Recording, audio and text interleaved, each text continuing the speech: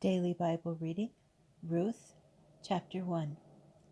In the days when the chieftains ruled, there was a famine in the land, and a man of Bethlehem in Judah, with his wife and 2 sons, went to reside in the country of Moab. The man's name was Elimelech. His wife's name was Naomi, and his 2 sons were named Mahlon and Chilion, Ephrathites of Bethlehem in Judah. They came to the country of Moab and remained there. Elimelech, Naomi's husband, died, and she was left with her 2 sons. They married Moabite women, one named Orpah and the other Ruth, and they lived there about 10 years. Then those two, Mahlon and Chilion, also died. So the woman was left without her 2 sons and without her husband.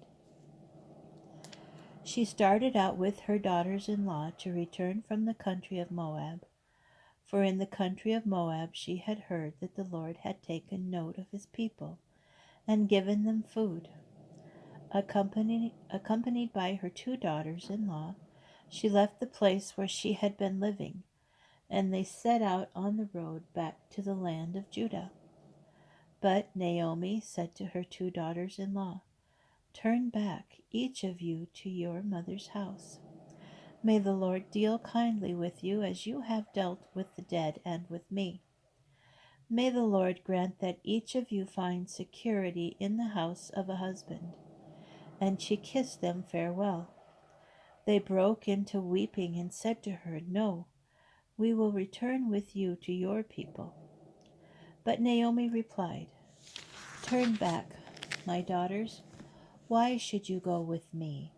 Have I any more sons in my body who might be husbands for you? Turn back, my daughters, for I am too old to be married.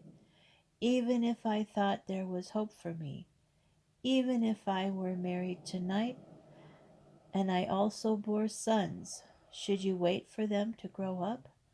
Should you, on their account, debar yourselves from marriage? Oh no, my daughters, my lot is far more bitter than yours, for the hand of the Lord has struck out against me." They broke into weeping again, and Orpah kissed her mother-in-law farewell. But Ruth clung to her. So she said, "See, your sister-in-law has returned to her people and her gods. Go follow your sister-in-law." But Ruth replied, "Do not urge me to leave you, to turn back and not follow you. For wherever you go, I will go. Wherever you lodge, I will lodge.